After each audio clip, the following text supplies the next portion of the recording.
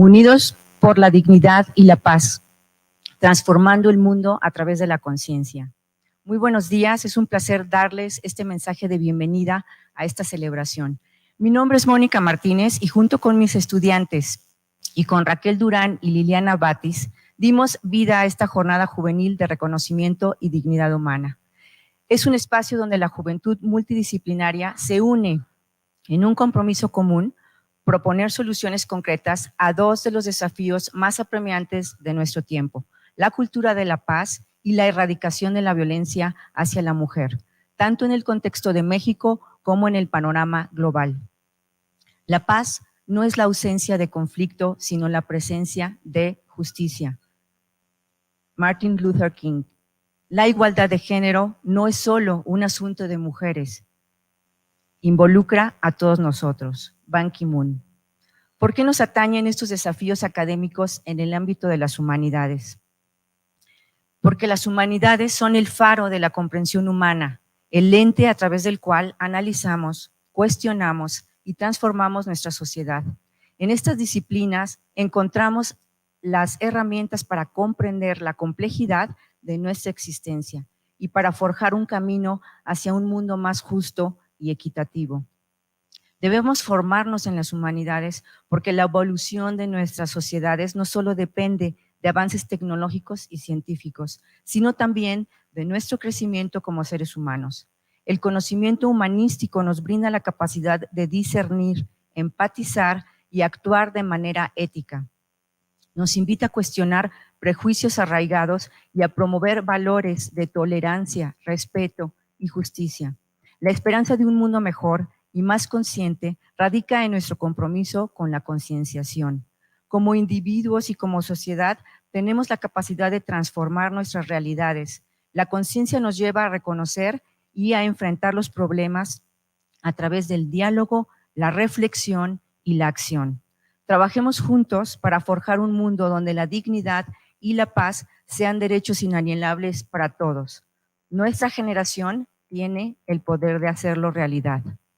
Para inaugurar formalmente esta jornada, cedo la palabra a Raquel Durán, quien es líder del Centro de Reconocimiento y Dignidad Humana, Región Ciudad de México. Démosle un fuerte aplauso.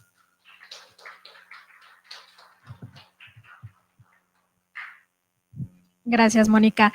Buenos días a todas y todos. Es un gusto para mí estar aquí el día de hoy y poder compartir estos espacios de escucha, de diálogo y, como bien lo dice Mónica, de conciencia. El Centro de Reconocimiento de la Dignidad Humana está aquí para todas y todos nosotros, para generar espacios de reflexión y vivir ambientes libres de violencia. El día de hoy, en esta jornada y la que tendremos a lo largo de la semana, estaremos escuchando distintas voces que nos plantean escenarios de lo que anhelamos y lo que queremos para nuestra sociedad. Yo les invito a que todos los diálogos que se tengan el día de hoy generen estos espacios de reflexión y de conversación, que nos inviten a abrir nuevos caminos y a generar cambios radicales en nuestros ambientes y sobre todo en nosotros y nosotras mismas. Agradezco, Mónica Martínez, por esta iniciativa, por habernos invitado. Liliana Batis, que también nos está acompañando el día de hoy como punto de atención del Centro de Reconocimiento de la Dignidad Humana para el Campus Estado de México. Y pues reiterarles este compromiso que tenemos sobre el generar y construir ambientes de paz y libres de violencia de género. Muchísimas gracias. Well, we will now switch into English. Please, and I hand over the microphone to our first expositors, Becca and Michelle. Thank you so much.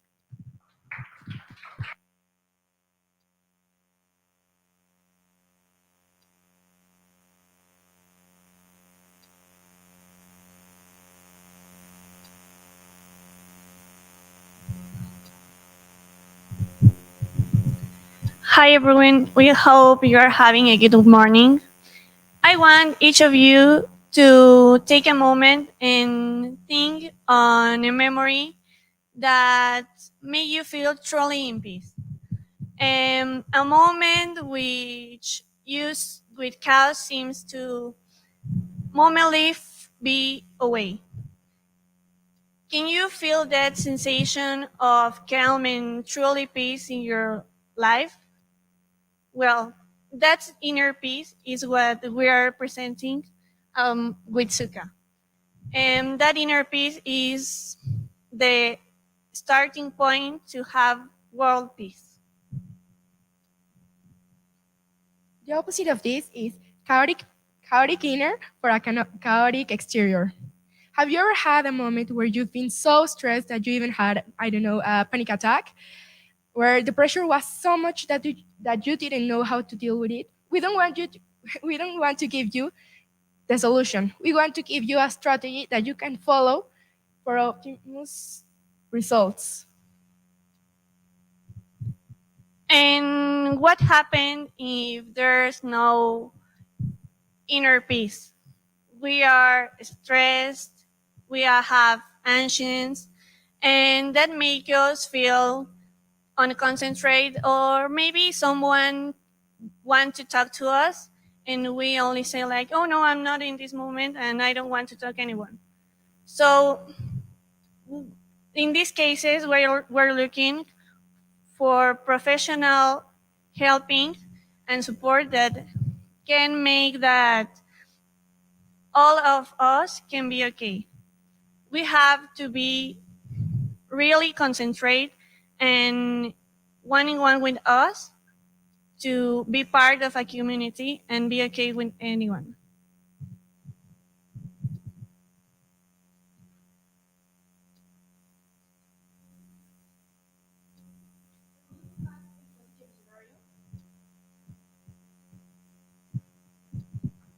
For this, we have the positive scenario of a healthy reaction about stress. The step number one will be to foster healthy relationships. The environment in which you grow up is the environment that you are going to represent in every action that you make every day.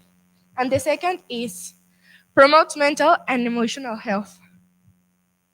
Your inner peace isn't only what you feel or, yeah, I'm a positive person. No, this even reflects in your health.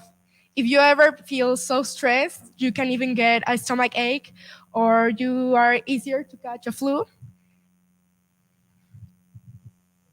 Let's imagine a situation. And let's put a name to a boy. Joe is a boy who's at work every time is stressful and don't have good organization. So he's always stressed and don't have time to do all the things he have to do. In step one, Joe must recognize that he has a problem. When he recognizes, he write in a journal all those steps that he has to follow to be a better person. So he also download an app of mood tracking on his phone, and in that way he can be more conscious about his stressful attitudes. We want to specify in step number one, that is, identify the factor that causes you stress, that it is a normal reaction. All human beings pass stress. The thing is how you're going to deal with it. We recommend to you to have a diary, but no, it's not necessary. If you are more comfortable with voice notes or maybe with post-its, we could recommend you to do that what you're comfortable with. Step number two is define and focus on goals.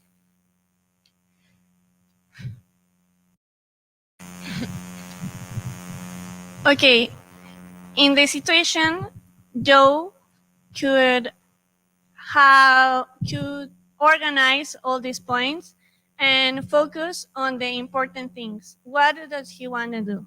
So in this point, he will organize in a list for more important things to not less, but in that way, 1 to 10 or whatever numbers he wants to do, but organize and have a balance of what we have to do.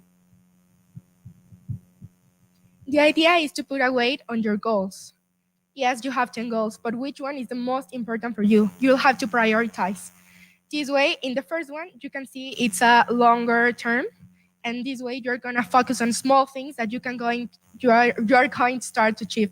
I mean, for example, if you want on exchange in a year from now, you are not going to focus on a year from now. You're gonna focus in getting your papers in order, having the language, having the grade, and we're moving on to step number 3, which is mindfulness. Mindfulness refers to the technique in which you are going to be able to look inwards and accept the things that you're not that you're not doing well.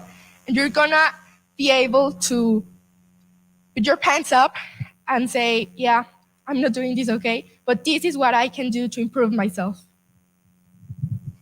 On this hypothetical situation, Joe starts meditating and having mindfulness techniques. And maybe sometimes he can do it by himself, but having professional support, he can go to yoga classes or to meditation classes with someone that knows how to do those techniques. Step number 4 is being aware of your body. The mind is not only one connection. Everything connects with mind. Whatever ideas you have are going to reflect on your body. This way, we want you to make habits and tackle those habits. Yeah, you're gonna wake up in the morning. Yeah, that's an habit. You're gonna link it with another one that will create healthy relationships through your day. On these steps, he realized he has behaviors that makes those stress come out, and in that way he can be more preoccupied of what is happening. So he have to be more to change those habits which are making that he get stressed. Maybe if he's getting a lot of work at home, but he was supposed to do it on the office, start changing those habits. Step number 5 is cultivate positive relationships. This means put your boundaries, get out toxic people, and start focusing on the environment you're in.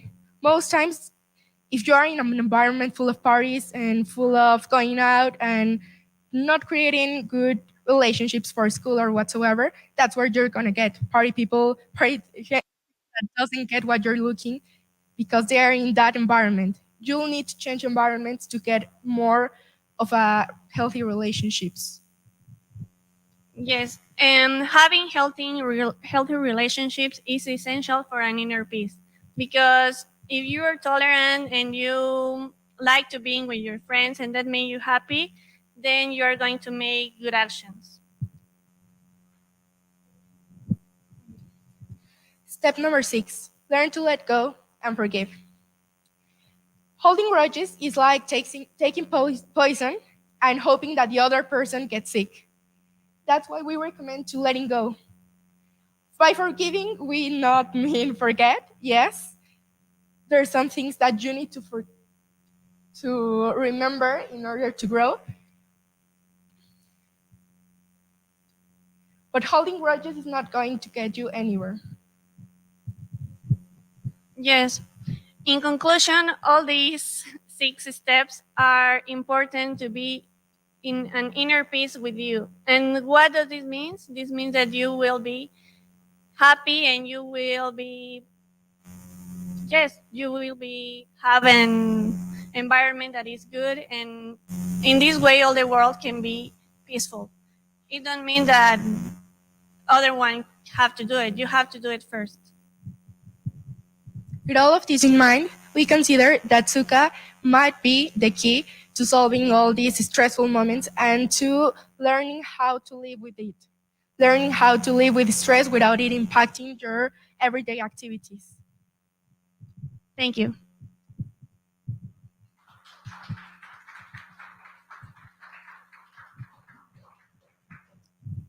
Thank you so much, Mitch and Rebe. I think it's very important what you have told us. Now let's go with Montserrat and Ivan. They are going to talk about how dialogue is important to have an assertive team management. So I remember to the public to make questions and write them, because we will have a time for ask the expositors or make some comments. So let's hear Mon and Ivan. Thank you so much.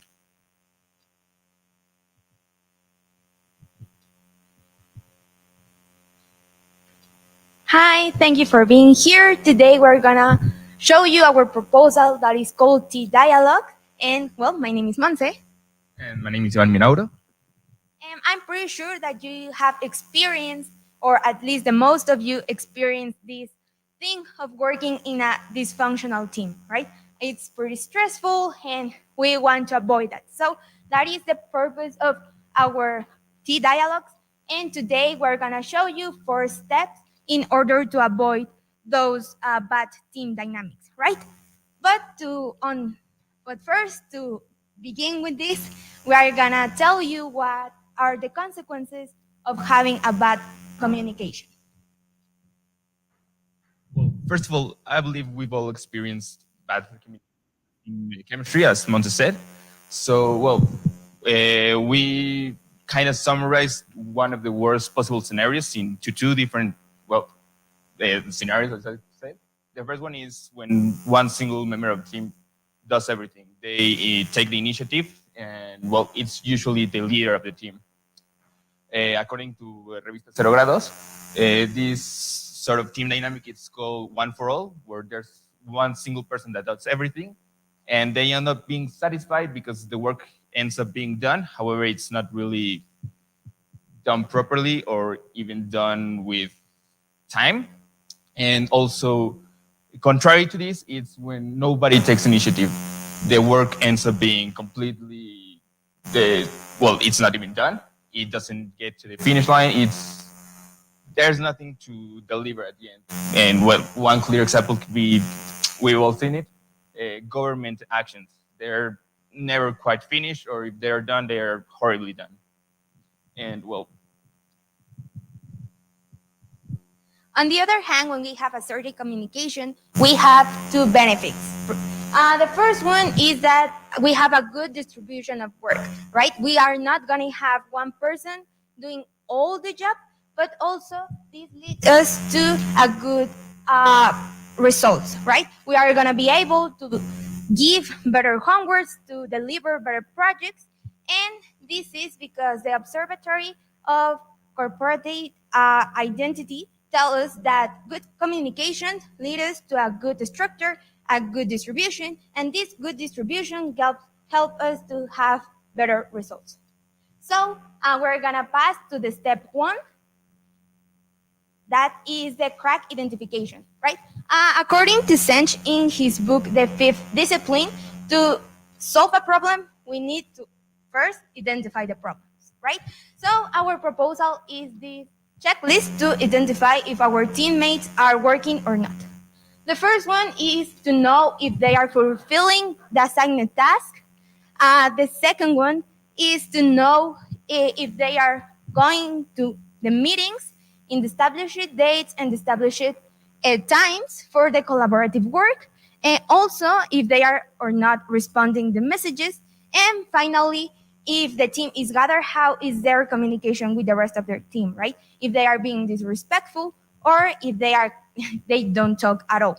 So for this is important because through knowing which teammates are working and which are not, and we can pass to the second step that Ivan is going to tell us. Well, as our second step, we have finding out why. You've already passed a checklist that you find out that there's people not working in your team. There's nobody taking initiative. There's, not work being done. So you have to find out why there's nothing being done. According to Sayas, Dr. Sayas, he says that the best way to establishing good team chemistry is by having good communication. And how would you achieve good communication? Well, first, be clear. Ask directly what's happening. Don't go around the bush. Don't go making it longer. Next, be confident. Establish some sort of familiarity with the other person. Look them in the eye, stand firm in front of them, and well, find out why the team is not doing anything. The team must be together, so there must be some sort of confidence between it. And lastly, but well, not the least important, have control of yourself. It's well really possible that when the team's not working and you are kind of desperate, you're gonna feel angry. You're gonna feel sort of in a rush. So control yourself. Keep your tone of voice low, and well, speak calmly, and don't let any judgment cloud your mind. And once we know why our teammates are not working, we need to work, right? Because that's the purpose of everything. So we need to have an effective distribution. First, we need to know what tasks are need to be done to deliver the project or the homework. And once we know which tasks are needed, then we have to distribute those tasks for every person in order that everyone has the same amount of work and nobody's working more than the others, right? Also, it's very helpful to set delivery dates. So if there's need to be done correction in the work, you have time to do it without like being so stressed that you need to deliver it tomorrow. And finally, we need to maintain that assertive communication that Ivan already told us in the last step. And well, lastly, our last step is obviously praise tracking. Once you've divided all the work in between all the members of the team, you need to have some sort to track the progress of every single member. And well, this way also you can let everybody work at their pace, at their own pace, so that nobody feels rushed to do the work. However, when having some sort of tracking, you know when work's being done and when it's not. Well, first of all, we recommend using interactive tools such as interactive calendars. This way you can keep every single member of the team aware of what's going on and up to date with the progress of the project or work. And well, as a last step, you can, in your set delivery date, you can make a final revision of your work. This way you can avoid having any sort of confusion with the team when you're presenting, or if there's any corrections that need to be done, you can clearly finish them all at a good time, or even have well, not any sort of step backs. This is sort of well called by Asana. This is my interactive calendar I use. Here's one example of a team that I'm working right now. Everybody has their due dates, everybody has their work, and sort of what we want to have finished by some date.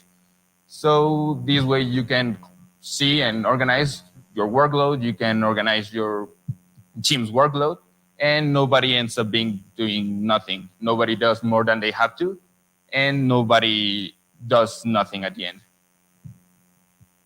And well, you could sort of avoid any contingencies.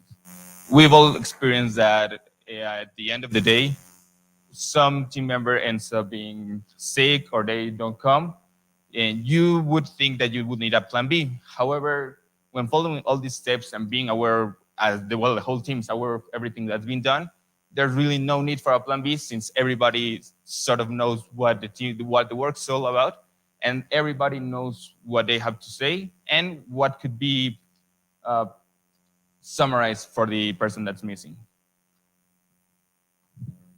Well, that was our proposal. We want to thank you for attention, and we invite you to follow these steps so you can reach better results in your team and also form better dynamics and relationship with your classmates. So my name is Monse Murcia. And my name is Ivan Minora.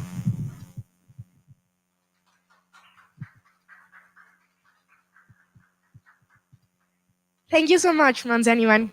Next on our Peace Culture block, we have Anoche, Tolerate Difference by Fernando García Fuentes.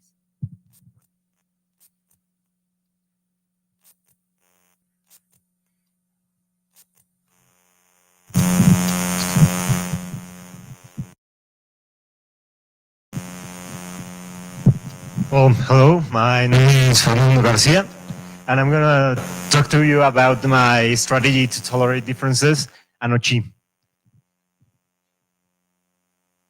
Well, imagine you work in a multinational company. You have to interact with people of multiple languages, multiple cultures, multiple nationalities. They also have different work styles, different abilities. So at first, you feel really, really frustrated. You feel uncomfortable in this company and you don't know what to do. All these differences limit you in your work and you cannot go on in this company. But you start thinking, all these differences doesn't have to be a limit. They can be used for taking an advantage for. But what happens if these differences are not tolerated?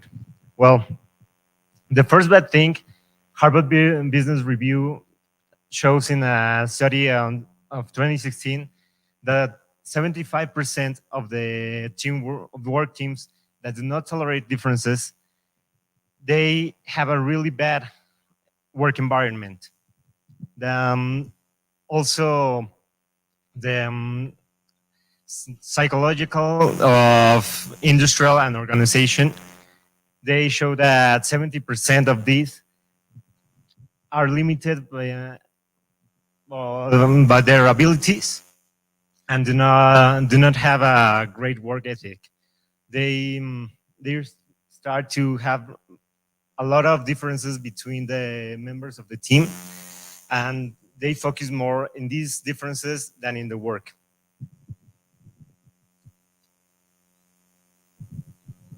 But what happens when you do tolerate them? When you do accept them and you look how to take advantage of them? Well, at first, the University of California, they show that all the teams that have differences and that they include them, they have a better environment, and the tension between all their members is less and is reduced in a great percentage. Also, the work is better because you can focus in different things for the things that you are good for, not only for the ones that they want you to do. So my strategy has four steps. The first one is, what are we going to do? Because many teams don't know what their exact goals and what their needs are. They just say like, yes, I need this, and many times they don't even need it. They don't even know what they want and what are the steps that they need to go for their goal. So the first thing is to establish clearly what the needs of the team are. Because if not, you're going to waste resources in all of these, and you're not going to do the work in the better mode.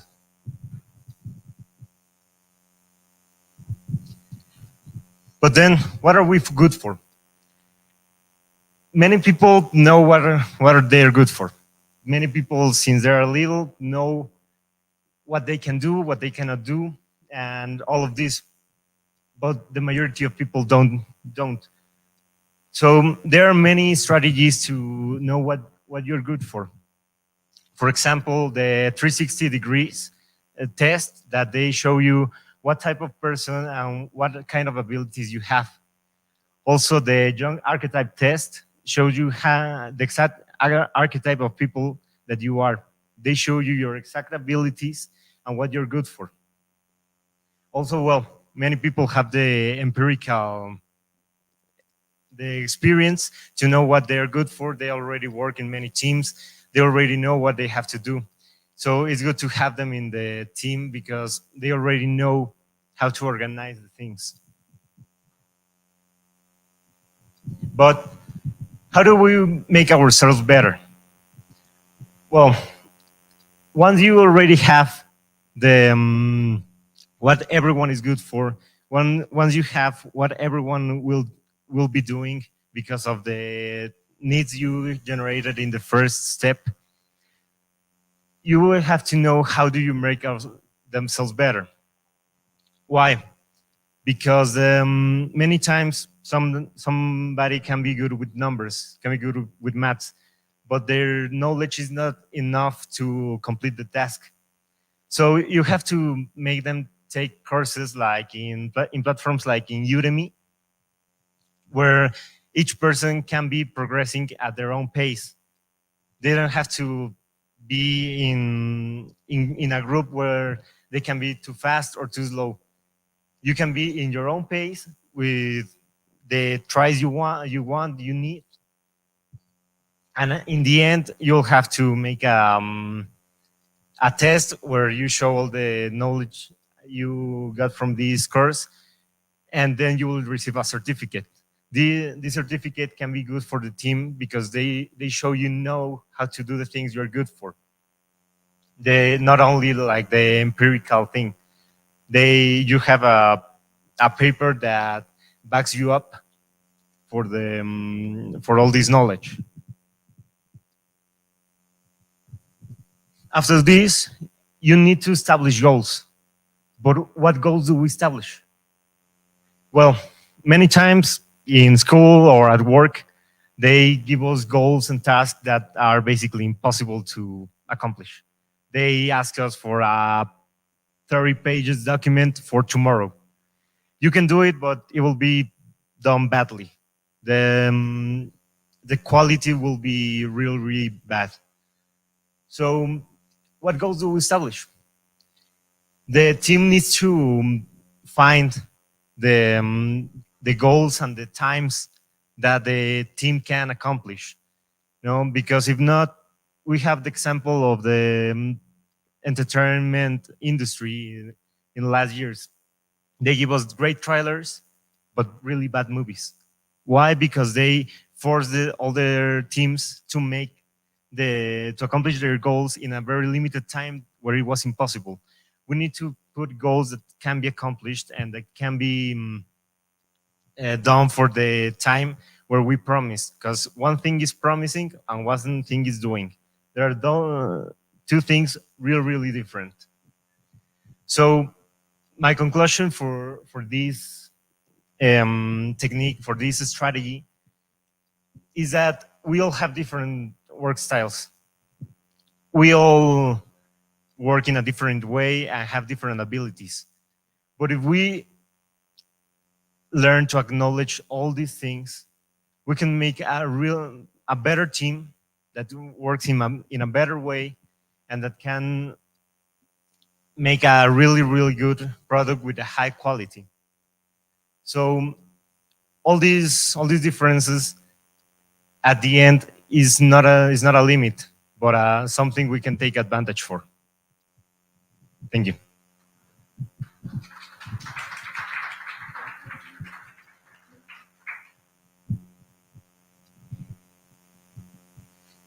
Thank you, Fernando. Next in our peace culture block, we have Calma Activa, Sport to Combat Violence, Bruno Arceta.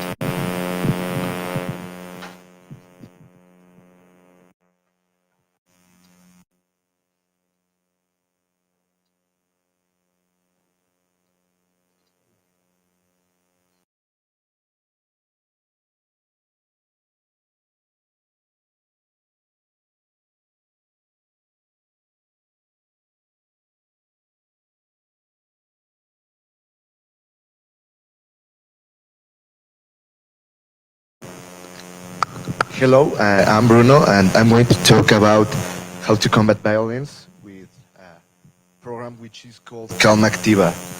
The rise of violence in our country and the decline of the culture of peace are two problems which seem mainly concerning to me. That's why, as a social sciences student and as an athlete, I decided to, with determination, find a solution to this problem. Let's start with violence in our country, which has um, increasingly in, gone in numbers upwards. Uh, for example, making a comparison, in the year 2000, there were only 10,000 homicides, a few more than 10,000, and comparing with 2019, there were 36,000, which represents more than 350% increase in the number of homicides. This gives us numerically a great idea of how violence has increased in the last few years, and which has turned into one of the main problems that our country is facing right now. So, for example, other other big problem is in a study realized by Moffitt, which is an important psychologist. He found out that children who had problems establishing habits and discipline since kids were facing trouble when they were becoming adults. It, those troubles could be financial, familiar, personal, even legal, committing crimes. So there is a clearly remarkable relationship between um, kids who weren't developed and didn't develop good habits and self-discipline, self-control, which then, when they became adults, tend to not being able to fully live a fulfilled life by committing crimes or having trouble with their families or jobs or even them as a person. But I mean, not everything is lost.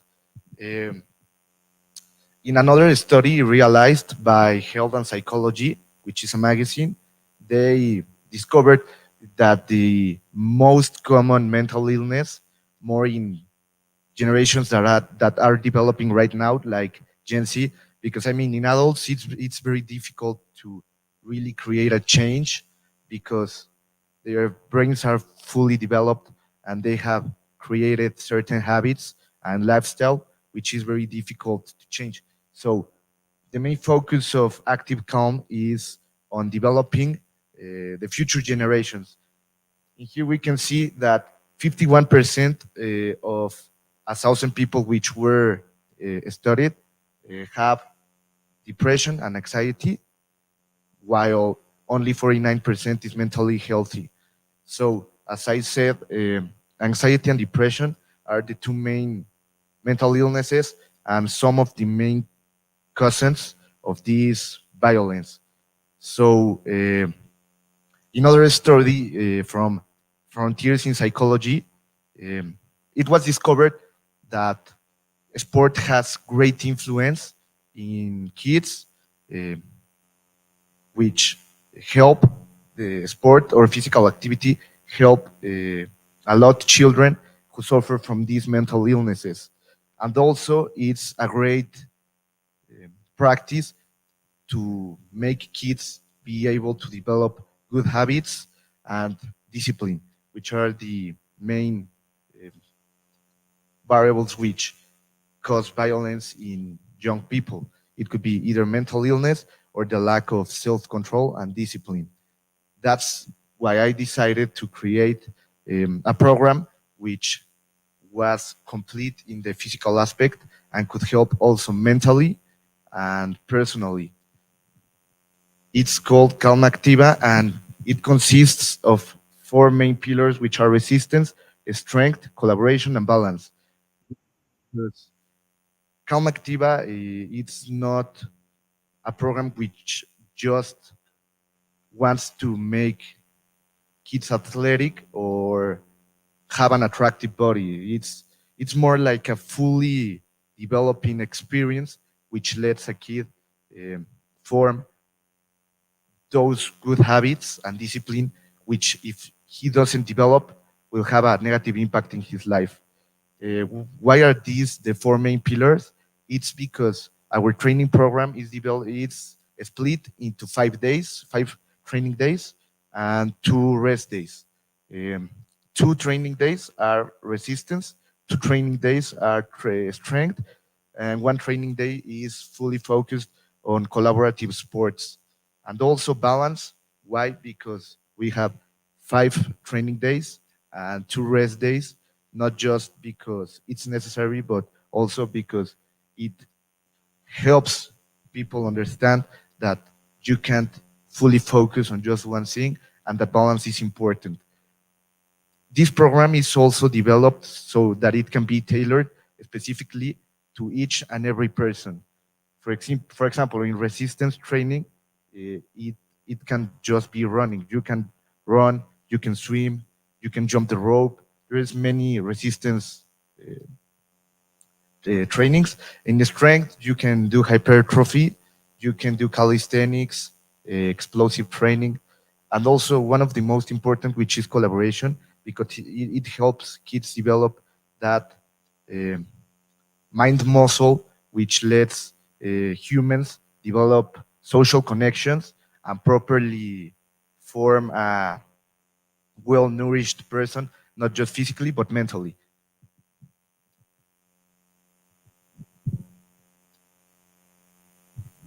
Then, how can anyone implement this program into their life? It's split into 4 main steps, which is first, self-assessment. Self-assessment is important because if you don't self-assess yourself, you won't know where you are standing. So you won't have a starting point to reach the goal. First, you need to self-assess yourself and know your weaknesses, your strengths, so that then you can implement this program knowing where to focus more and where not to put that much attention.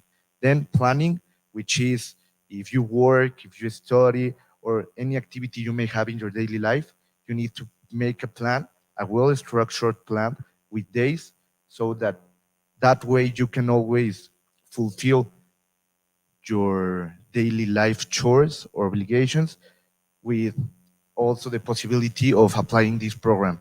Then execution, which is completing the program as it is meant to be done and always giving it your all, your maximum effort, because the results you will see are mainly related with the effort you put in really executing this plan right. And then repetition, because as everything in life, you cannot just do it one time and think you will have a impactful result. No, you need to repeat it constantly, and that's the best way to handle this training program. So as I said, it's really concerning the violence our country is experiencing lately in these late years, and that is because kids weren't given the opportunity to live a different life. They didn't develop the way they should have developed.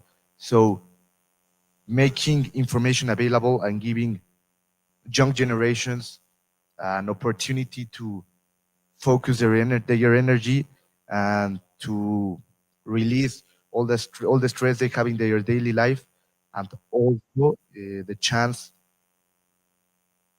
to make something different is great. So we intend by making this program that future generations have a better chance at fighting mental illness and also at developing great habits that help them live a fulfilled life. Thank you.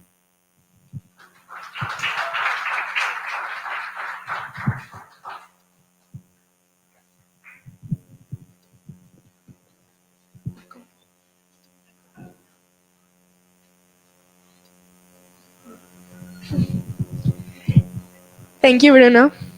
Next, in our peace block, in our peace culture block, we have Art therapy, thoughts and emotions. Diego Rodriguez.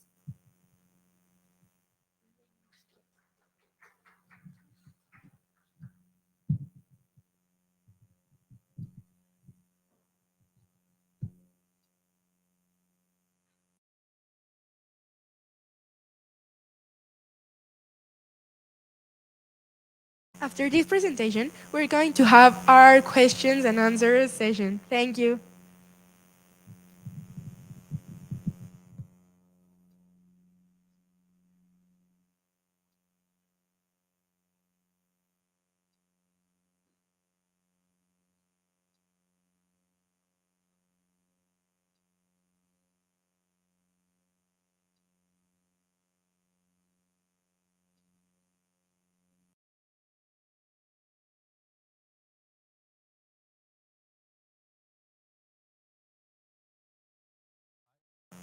My name is Diego Rodriguez. Well,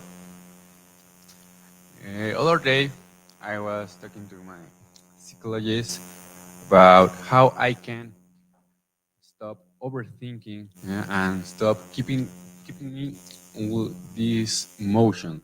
Yeah? And she mentioned it, the art therapy. Well, I give it a try, and it functions to me. Why? Well, art therapy is the best solution to express these feelings, emotions, and thoughts in a healthy way. Moreover, it fosters the self-exploration, well, personal growth, and also the emotional balance.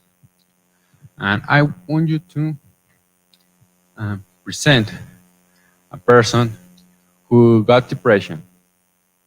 She's Nita Sweeney. Well, she has faced depression since childhood, and these depressions got intensified in her college years and her career as a lawyer. Fortunately, Nita got medicated, and now she's well. uh, And I'm sure that most of you got stressed and the at the evolution weeks, and well, I overthink in my grades, and I got stressed because of the scholarship. And I'm sure that most of you do it, do it too. So now, this is the last creation of a woman named Patricia. She started doing art therapy when she was through a difficult time in her life, and the art therapy helped her to know herself better. And now that Patricia knows herself better, he could take better decisions in her life. Yeah? So I want you to share you 5 steps to make the art therapy. The first step, you need to get materials. You need a canvas. It could be your notebook, a sheet of paper. Yeah. Also, you need pencils, markers, watercolors. Yeah. But the most important, you need a comfortable place where you can be calm, yeah, and you can concentrate it. I like to be in my room. Yeah. Also, in the garden of my house. This is important because it's like a studying. Yeah, you need a quiet place to have. You need a quiet place with fewer distractions because these help us to have better results. Yeah. Second step, well, I want you to think, to search a purpose to do it. You need to think in something that got you angry, that get you sad, yeah, something that you carry. I want you to keep one and write it on a paper and keep it. This paper is going to be useful later. Yeah? On step 3, I want you to close your eyes, breathe, yeah, and think what you wrote. Yeah? Then you need to start painting. Yeah? Let yourself be guided by your feelings, your thoughts, yeah? And keep in mind the thing that you wrote on the paper. This action, it helps us to realize pent-up emotions. Yeah?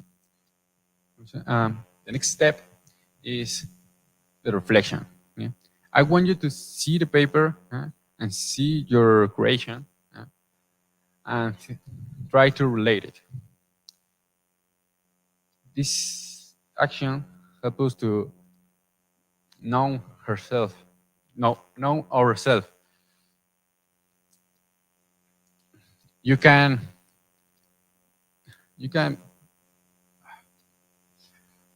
this action we can help us with our colors that we use.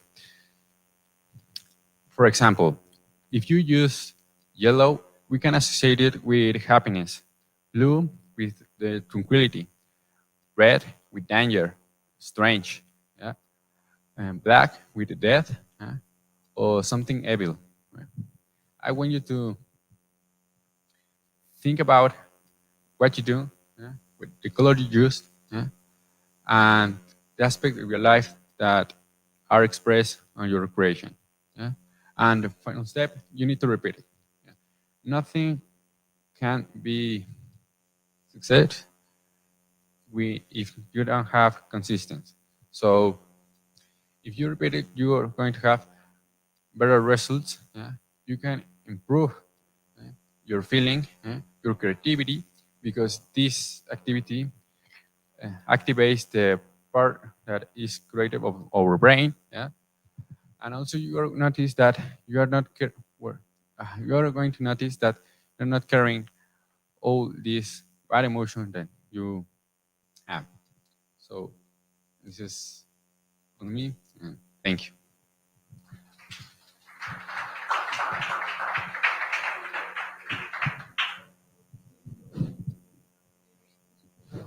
Thank you, Diego. Now we're going to have a little space for our questions.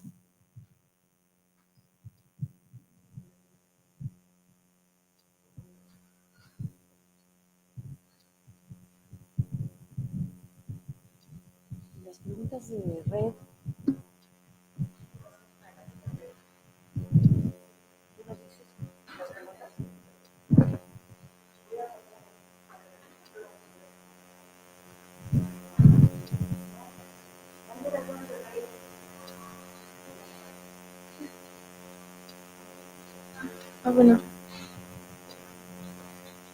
Bueno. Ok. Bueno, soy Fátima y bueno, mi pregunta es para Monse e Iván. ¿Qué herramientas recomendarían aparte como del calendario que habían puesto como para tener una mejor organización como equipo?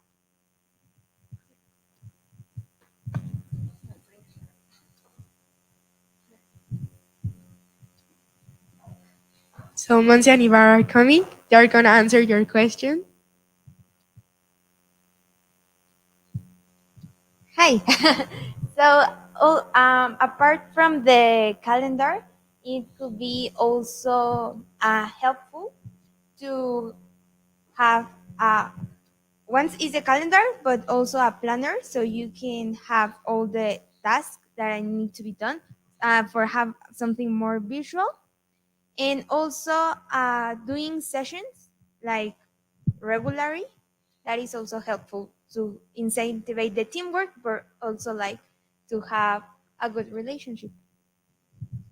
Also, like a cloud drive where all the progress is being uploaded, so every member of the team can consult what everything's been done.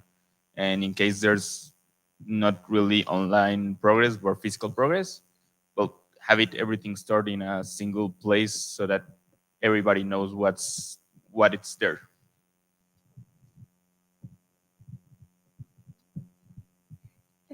Thank you, Manzaniman.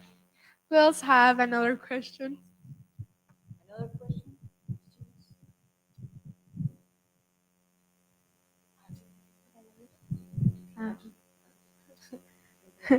One, Monse.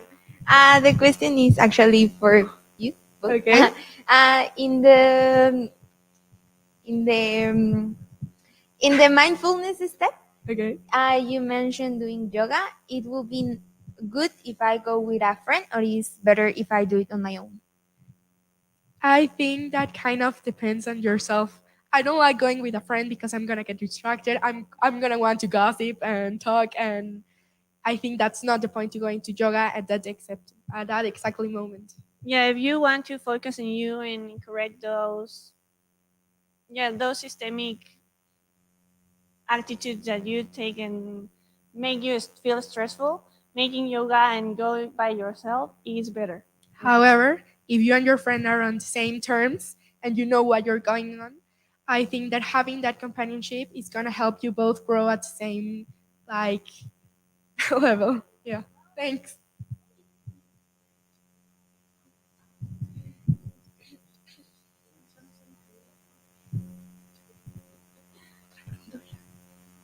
Next one. Okay, on the comments of YouTube, we have that has been an incredible report, and also likes. For the next one, we have Gestionatec, Management as a Tool for Self-Control by Robert Mesa.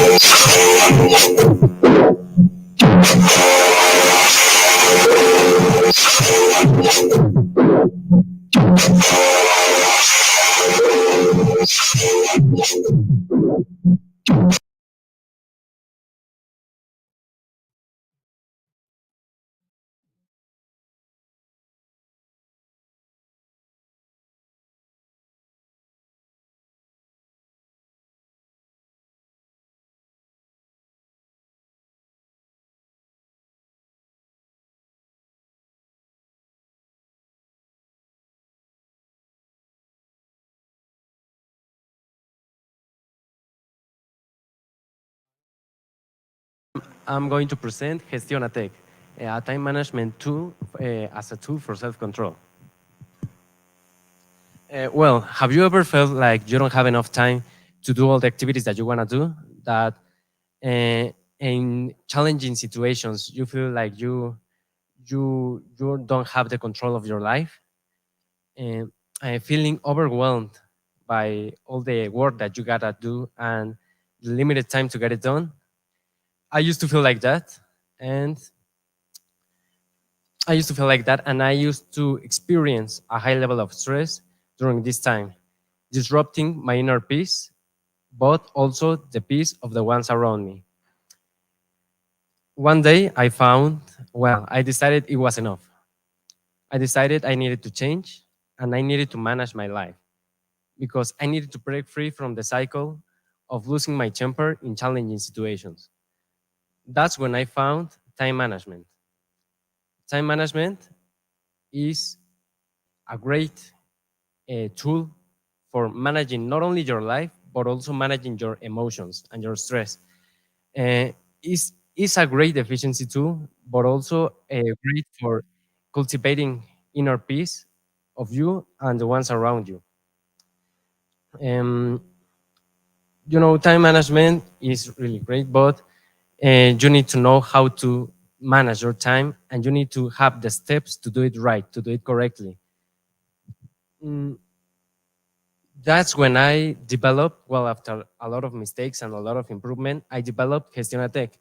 That is the best way to improve your time management, as it ensures the optimization of the day-to-day structure.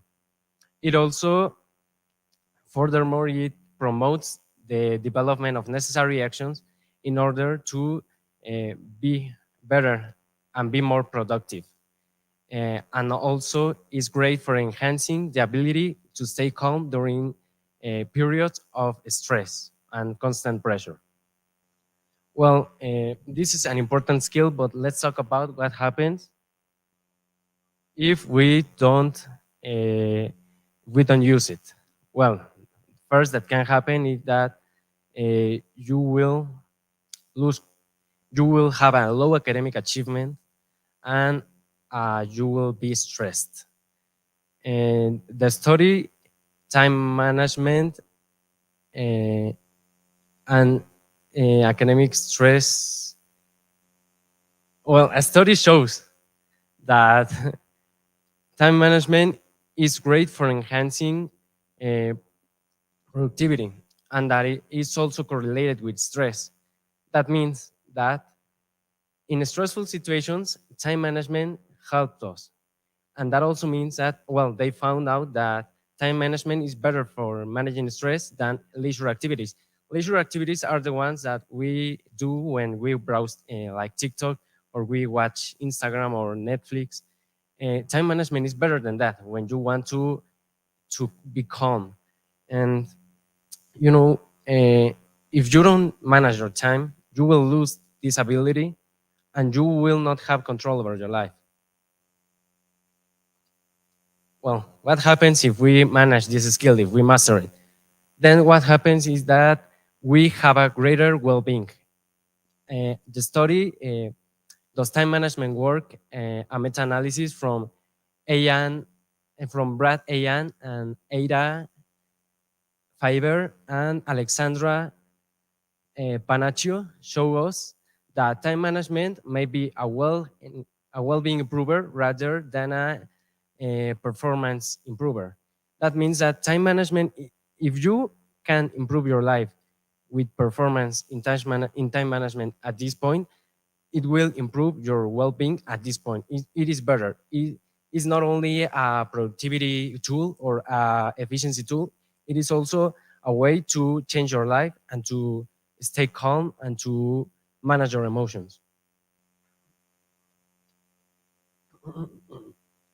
Well, for that, we have 4 steps that will help us improve our time management skills. The first one is analysis. What are we going to do in this step is we are going to analyze ourselves and our daily lives. We are going to have a 7-day trial in which we are going to measure every activity we did. We are going to write down at the end of the day what activities we did, how much time do we spend in each activity, and we need to include leisure activities. The activities that we do when we don't want to do nothing, when we are bored, like how I said before, browsing TikTok, browsing Instagram, watching Netflix. And then we are going to write how we feel about that activities.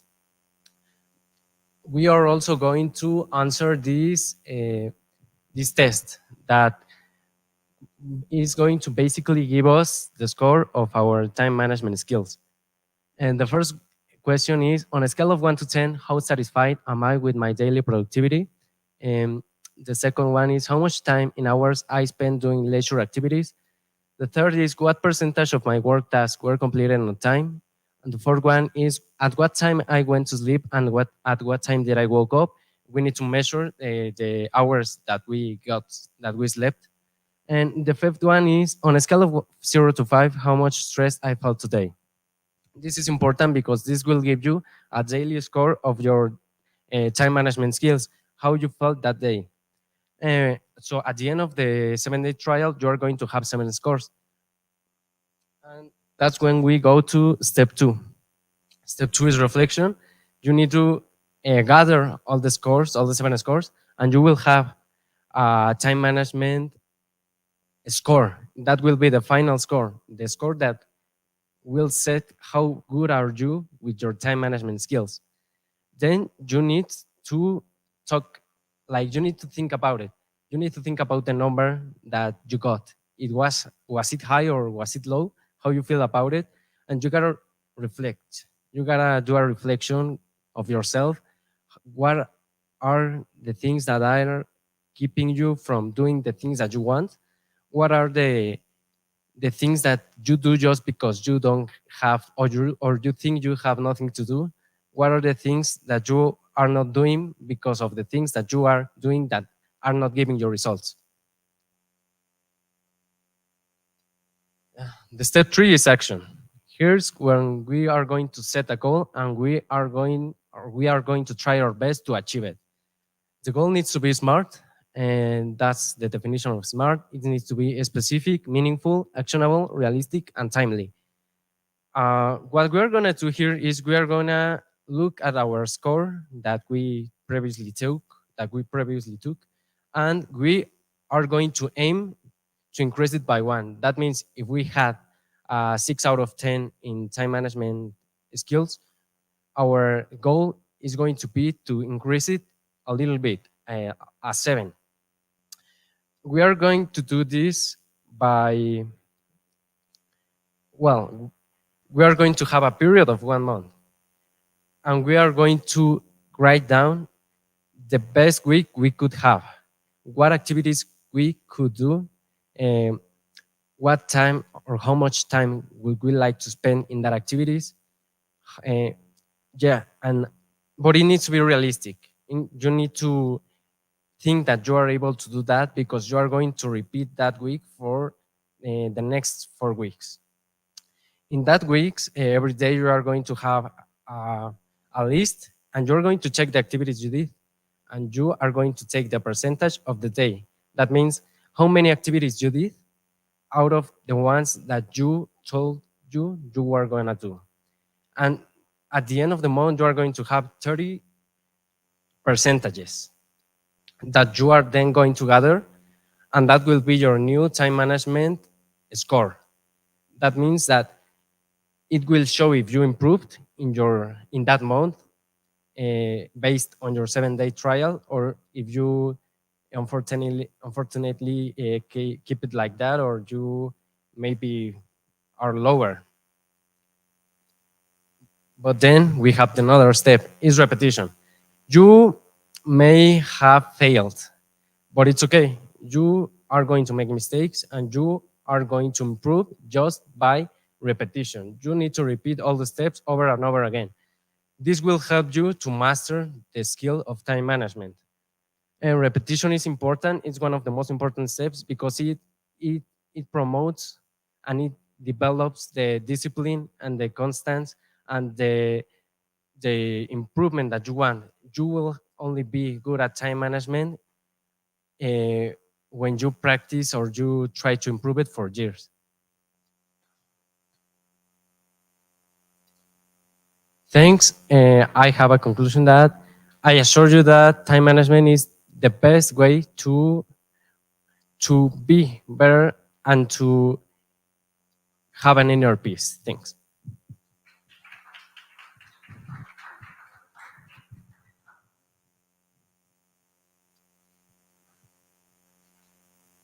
Thank you, Robert. We're gonna go with 1 question. 2 questions, sorry. Okay, the first question is for Diego. What would you recommend to follow the steps on your plan if there isn't somewhere to take notes, like a piece of paper?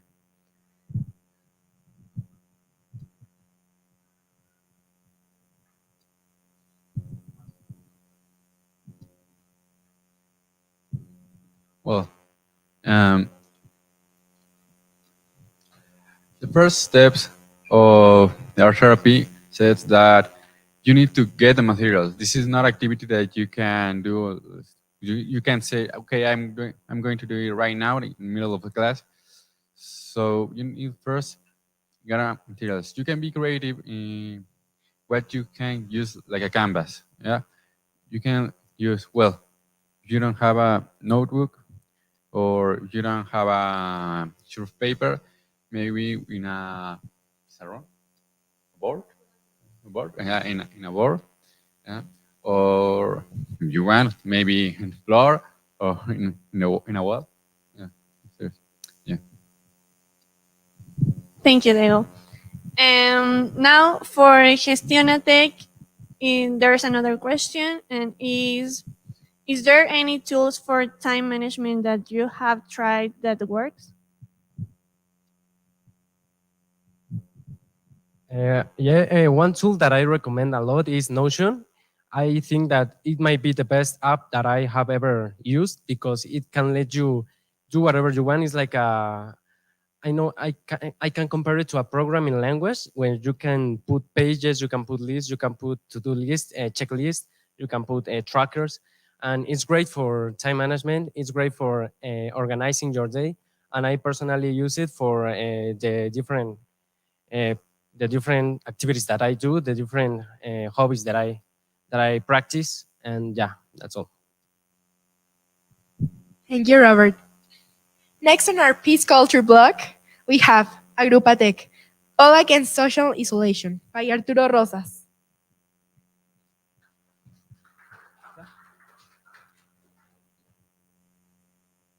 Good afternoon. I'm going to present my initiative, Agrupa TEC.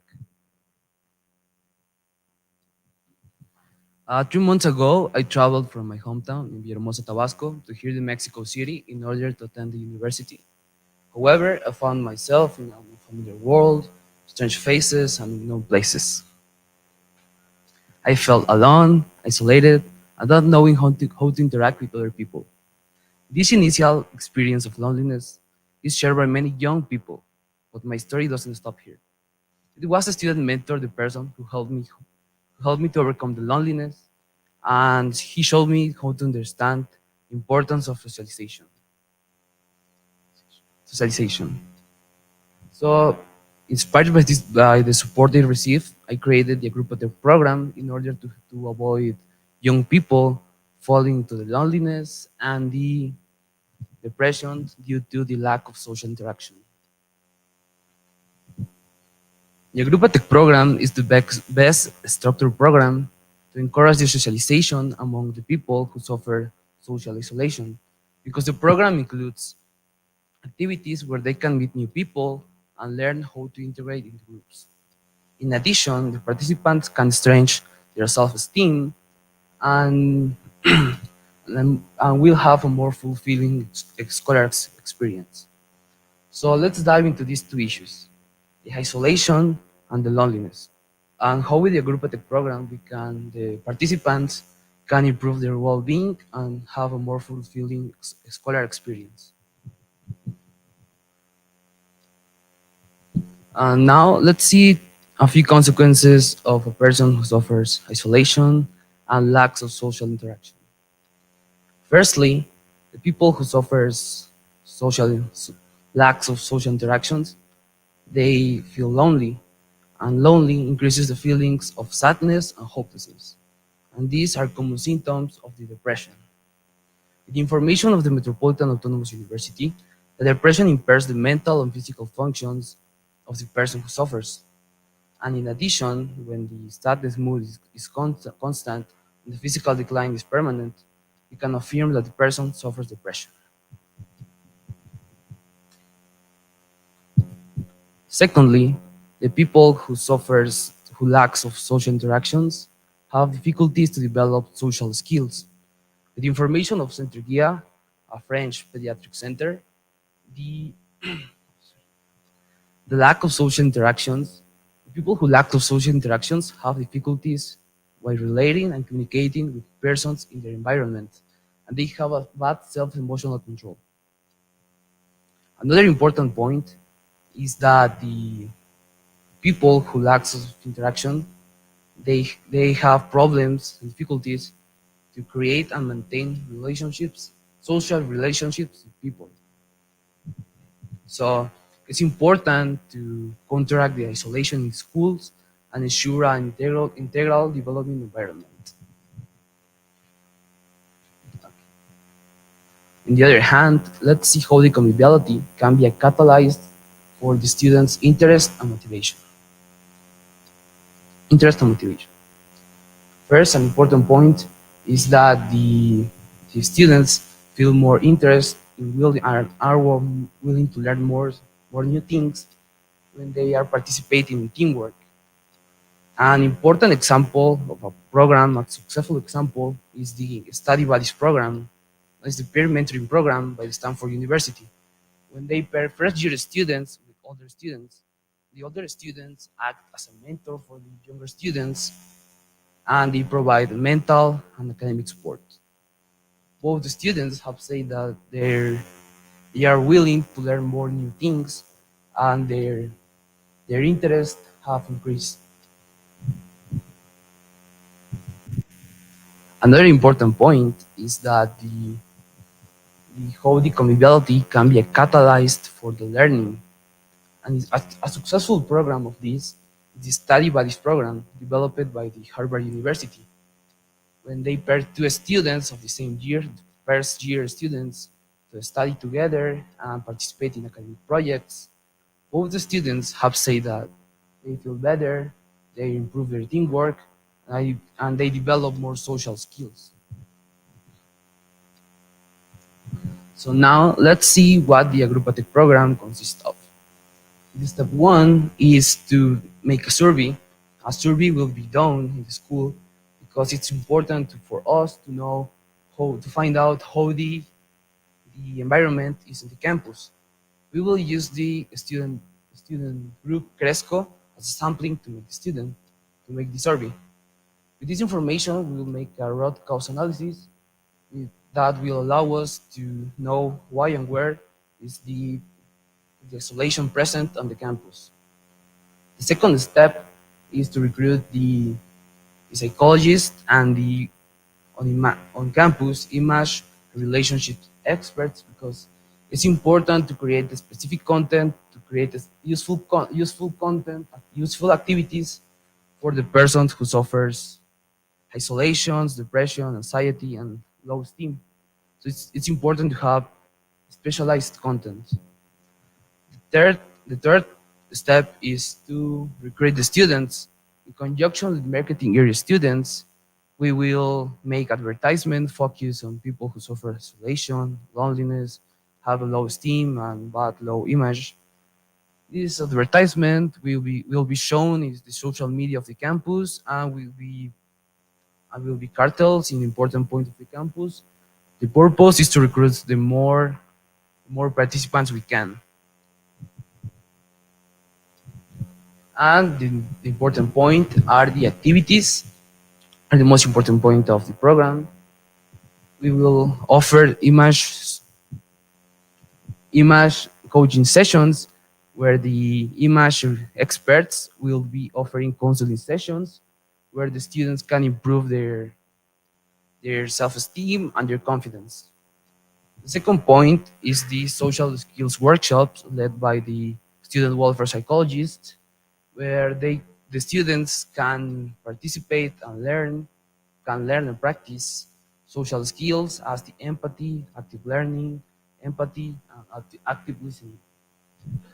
Another activity is the sports and play games, where we will make activities that are in teams, like sports activities, in order to promote and improve the teamwork of the participants.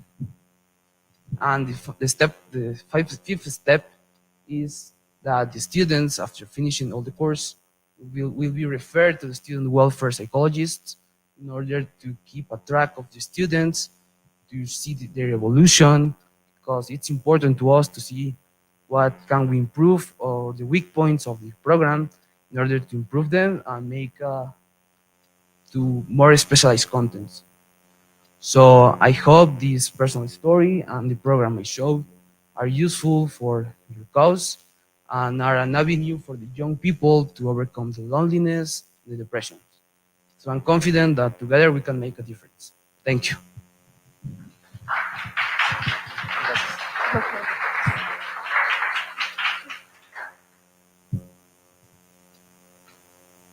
Thank you so much, Arturo. Now, next on our Peace Culture block, we have Arca, How to Succeed in Collaborative Work by Santiago Monroy.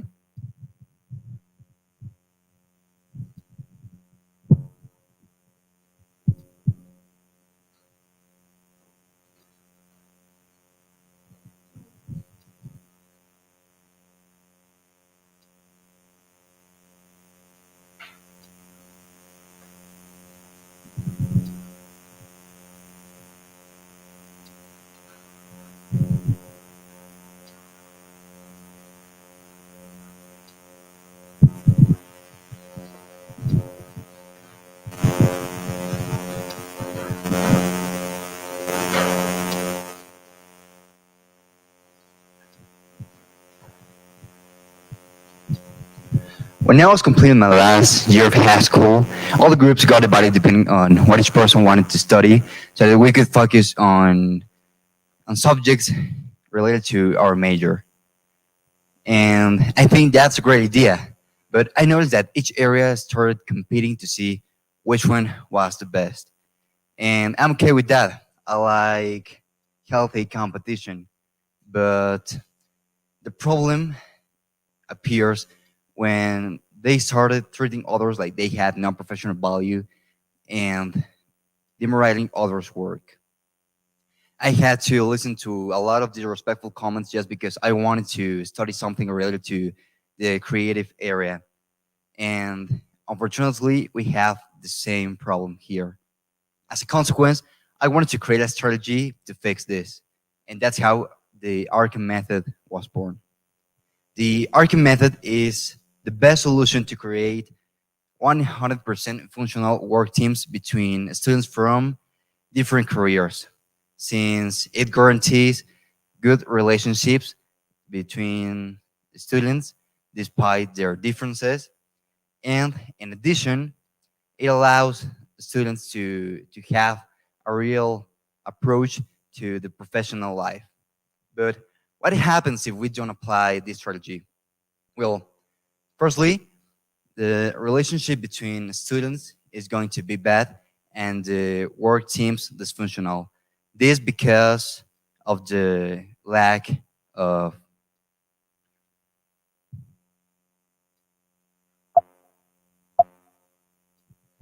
the lack of trust.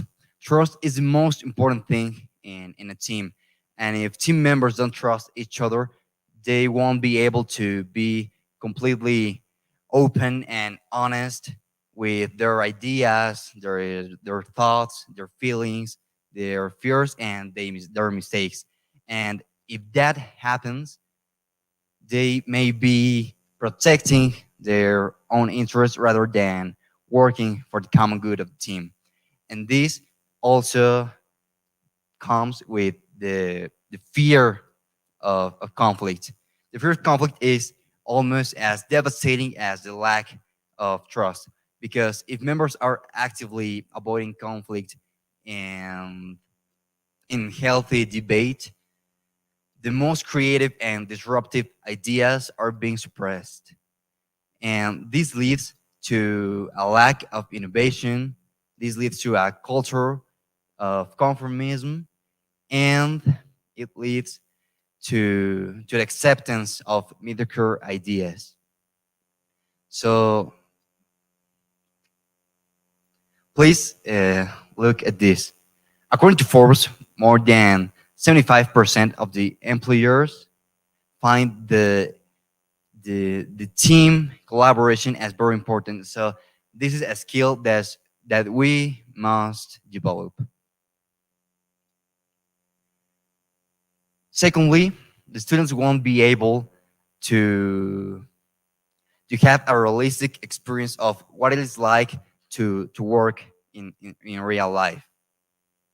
The poor treatment make people feel less, and it minimizes their work contributions. The The Emily Post Institute made a survey to 1,053 people, and they discovered that this affects directly on the production process. 31% wasted time, work time, thinking about bad treatment, and 27% reduced their effort due to this rude treatment. But now, on the contrary, if we apply the Arkham method, relationships between students is going to be good and the work teams are going to be functional. To have a healthy coexistence in a successful team, we must establish limits. Limits of how far our interests go and the interest of other people begins. Respect is not about agreeing and think the same way as someone else does. Now, respect is about not discriminating, not offending, and much less humiliating someone for the way he thinks, he acts, and he lives. Respect fosters strong relationship among members. Respect improves communication. Respect respect reduces stress, and it promotes the collaborative work and productivity. According to Glassdoor,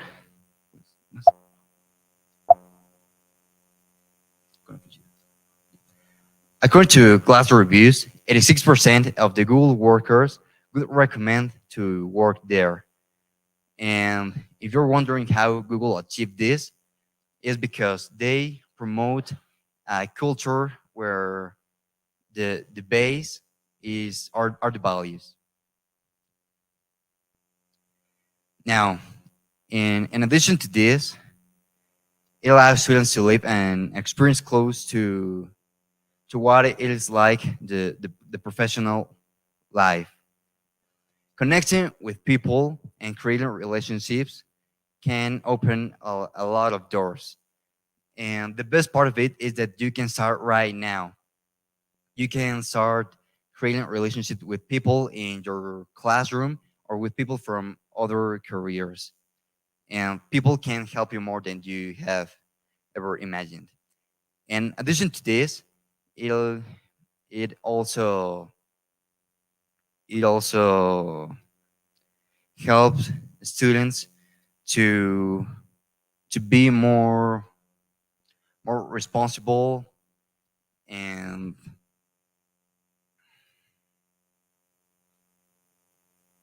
it will reinforce your responsibility, your commitment, your seriousness, your organization, your versatility, and most important, your leadership.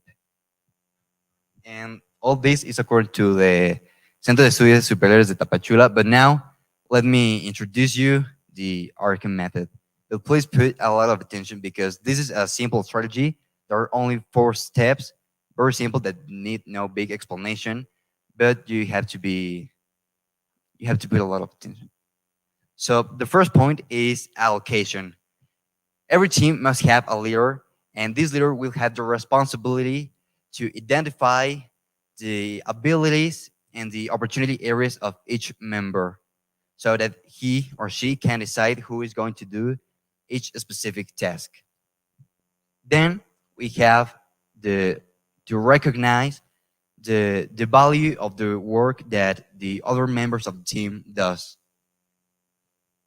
We have to be conscious the team wouldn't work the same way it does if the team hadn't all of its parts. Then we have to the next time you work in team, think about how you can combine your knowledge with the other members' skills, abilities, and capabilities. And if you do this, I swear you are going to get better results. And finally, we have assist. Please, if you identify a situation where some of your partners are dealing with something or they have problems while doing a task, help them. Do it, and you will see that the workflow will be more fluid. And now, to conclude, I want to say that if you're able to collaborate, to create and maintain positive relationships with people, you now have one of the greatest skills that you can have in life. And if you use the Arkham method, I promise that you and your team will have success. My name is Santiago, and thank you for your attention.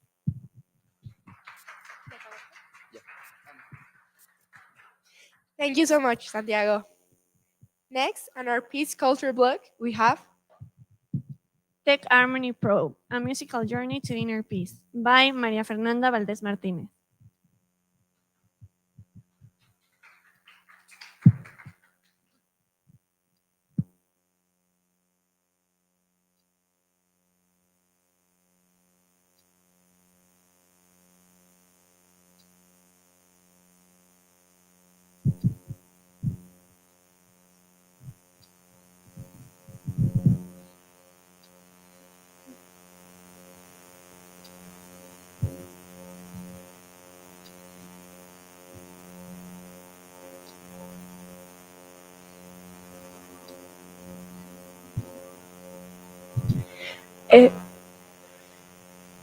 Does anybody has a question? Any comment you want to say to our team?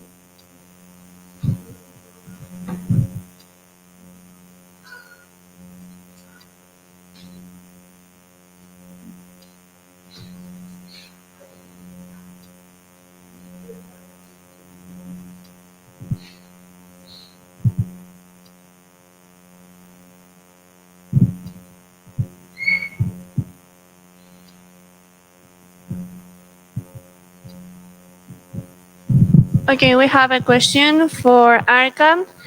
How does an introvert person could improve their skills by applying this strategy if him or her avoid in the majority of their life working and collaborating away?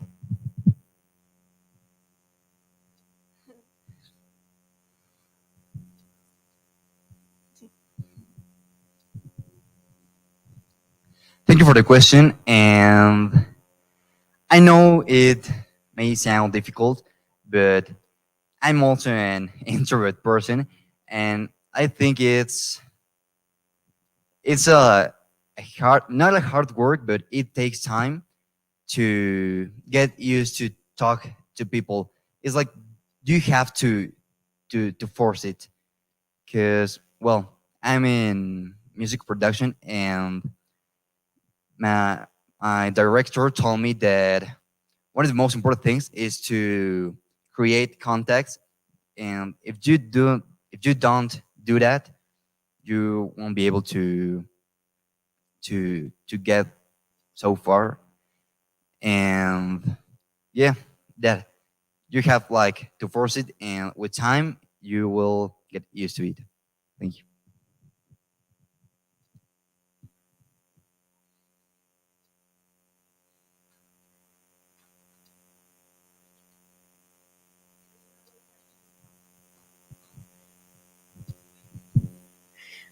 So I have a question for Arturo, and is that the project that you propose, it is needed to be a minimum of people for form that work, that group, or with like 2 people is enough?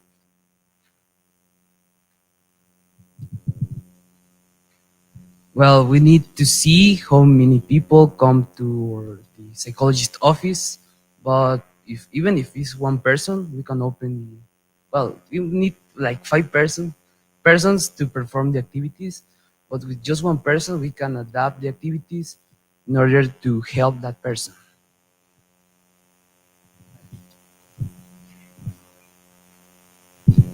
Thank you so much. We welcome Maria Fernanda.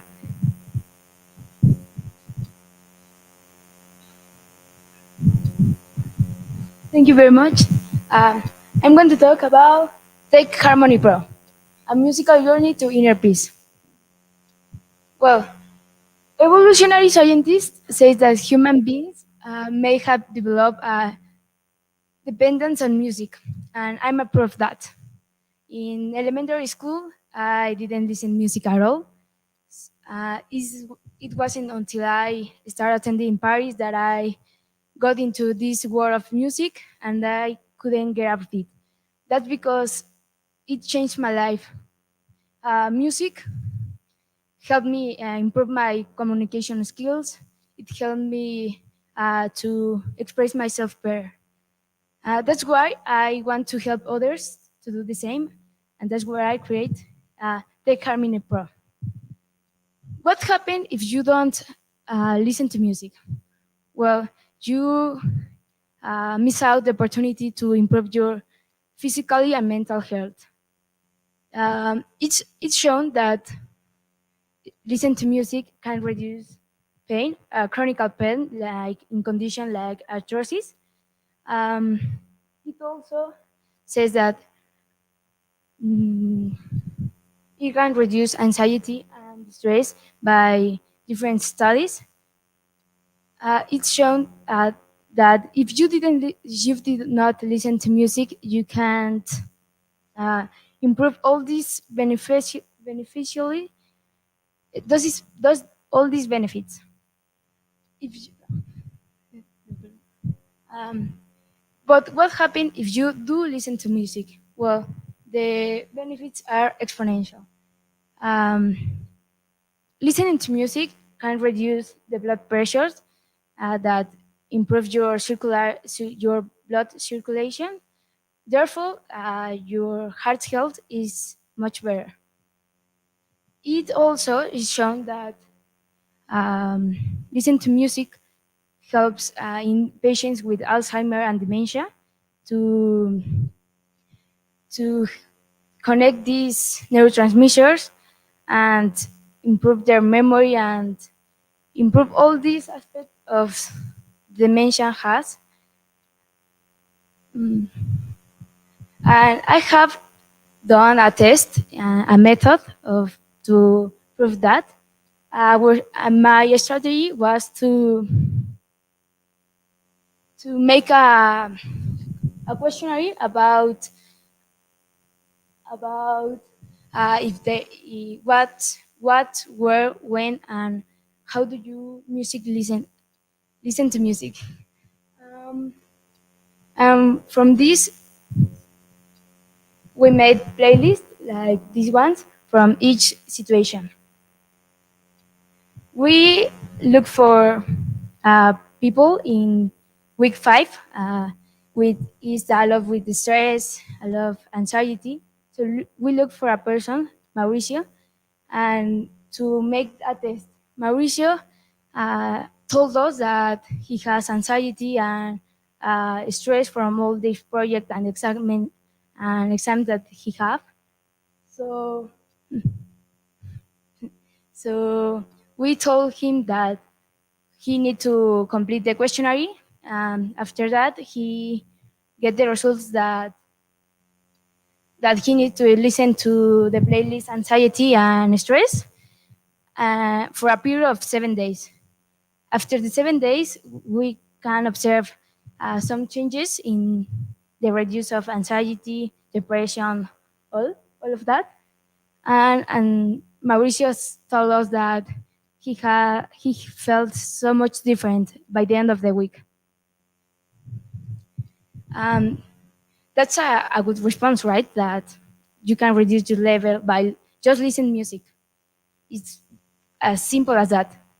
But I mean, how many people listen to music? 7.1 billion persons listen to music, and a lot or the majority of them don't know the beneficial of listening to them. Or, I mean, an average person listens 961 hours per year music, and 1.3 million songs are listened by each person in their life. I mean, it's a lot, but they don't know all the benefits that it has. So I make this Tech Harmony Pro, or THP, like I like to call it, for to get the knowledge to everyone that it has more beneficial than negative aspects. Thank you very much.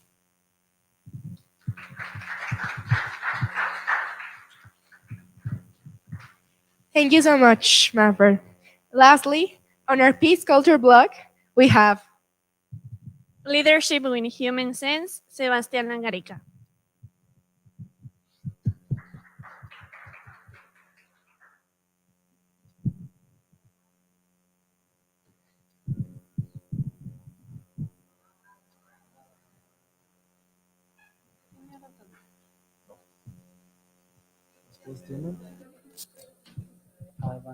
ah, eh,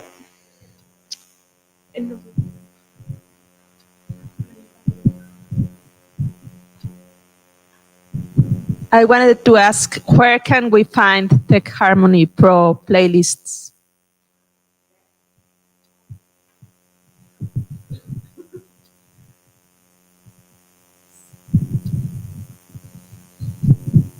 Right now, we are in process to upload um, this questionnaire. I already have everything. I just need. This was the first try. After this, I'm going to upload it in a document and upload it in Instagram. And if you want to take the test and the playlist that are already in Spotify and that, I'll leave you my Instagram. Um, well, I don't have a marker, but Valdez.maffer is my Instagram. Thanks. Is there another comment or question?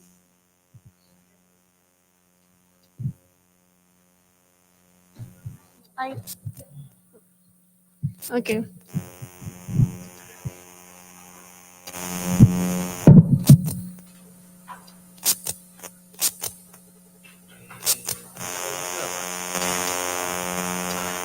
welcome, Sebastian.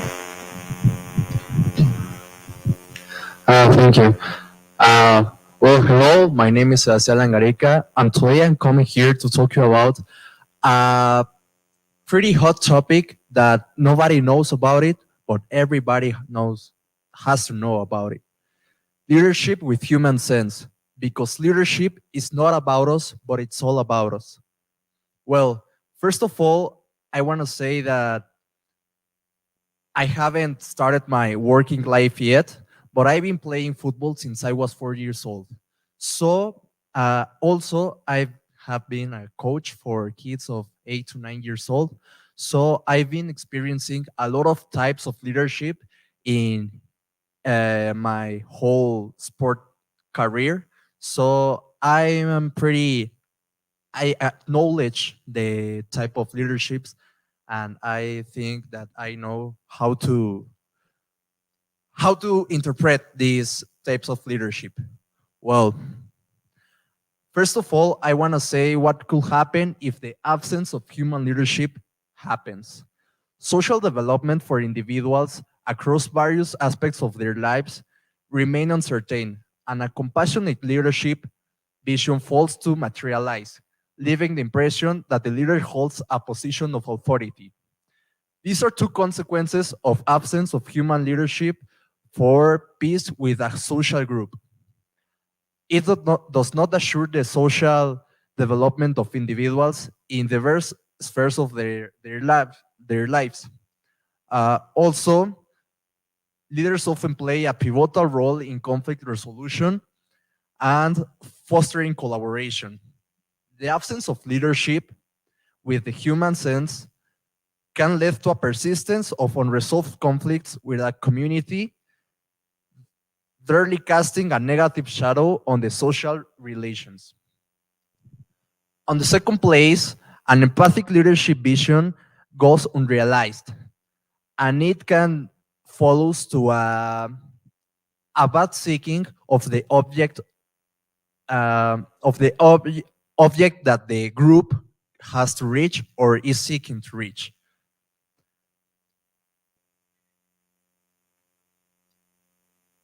As per El Comunista, a subpar leader may prompt that the most talented individuals to resign or perform poorly in their roles. Nonetheless, it is worth noting that it mainly professional in leadership have never received.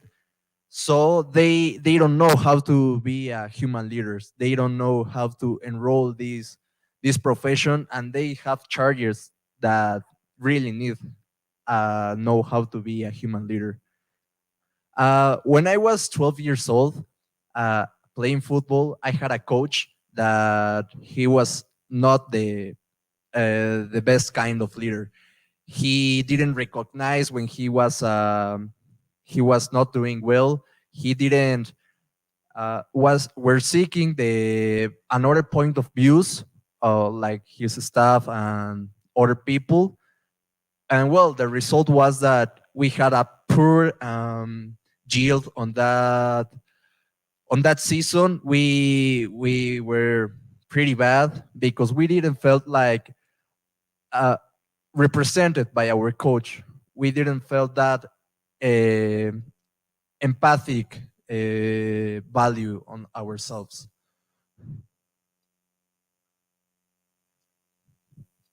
Well, and this is the presence of human leadership. To secure social development across different facts of our life, an empathic leadership vision will be cultivated without imposing the leader as a figure of authority over others. This will bring from an empathic perspective of the leader toward the members of the team. Moreover, people will yield superior results under the glance of a socially responsible leader. Another example, when I was 14 years old, my team and I were the champions of the league. The team was not any different as when I was 12 years old. But what changed in here? The thing that changed here was the type of leader that we had. We had a leader that before being a coach, he was a friend for us. He listened to us, cared about us, and was seeking the best thing for us. So we cared about him also. That's why we empathize. We have a mutual relationship with between each other, and we knew what the goal was. We everybody were in the same channel, so we can go for the best goal. Well, these are 3 steps to follow for the so you can accomplish the best leadership type. First of all, you have to acknowledge your leadership type. You must come to terms with the kind of leadership you embody. How do you can seek for this? Based on the Lewis leadership theory, which identifies the leadership types, the first one, authoritarian, which is the one where the leader is the only one that has the word. Nobody can give their point of view, nobody can talk, nobody can do nothing. Only the leader is the one that takes action in the decisions. Second of all is the participative and democratic. This one is when the leader is enrolled in the staff meetings, he listens to the staff, he listens to our point of views. This one is the best type of leadership that we are seeking for. And finally, we have the laissez-free type of leadership. This one is some kind of leadership when the leader is clearly a part of the group members. He is not involved in the decisions that the group has to take, and he doesn't know anything about the group. The process will furnish an objective metric of your leadership style based on the participation of your managed team. If you are categorized as a perspective leader, you are on the right path. But if you are categorized as an authoritarian or laissez-free leader, you have to change you have to take action about that. Well, second step, take action on the leadership type you have. Depending on the type of leader you are, you can devise action plans for transitioning into a participative leadership role, which according to a study by Academia E3, this leadership fits socially groups and reps greater on productivity. Well, first of all, I am going to talk about the license free leader and how you can engage more with your group. You have to engage more deeply with your teams undertaking a decision. This will foster a sense of identification among your team members who will come to understand and responsibilize in the activities that they have to do, and they are going to be in the same channel for seeking to the best or maximum goal. And then we have the authoritarian leader. The particular leadership style is often chosen under the impression that one's vision is the infallible and alternative perspective have no meaning. To amend this outlook with your social circles, you must cultivate empathy toward your team members, lending on ear to their thoughts and concerns. So you have to listen them, you have to care about them, and you have to let them know that you're concerned about them. So you can have a mutual relationship, and then you can foster to another to a type of goal where everybody knows how to reach to them. And finally, we have the step 3, that is receiving feedback. Receiving feedback stands as a cornerstone for leadership development, affording your insight into the efficacy of your shift in the leadership with your social group. This thing, you can do it by asking to your closest and not closest groups, so they can tell you how you are doing, how you can improve, how you can do better. So you can reach to a type of leadership with human sense and with human sense, and therefore you and your group could be on the same path and the same channel. Well, I only have to remind you that leadership is not about you, but it's all about you. Thank you so much.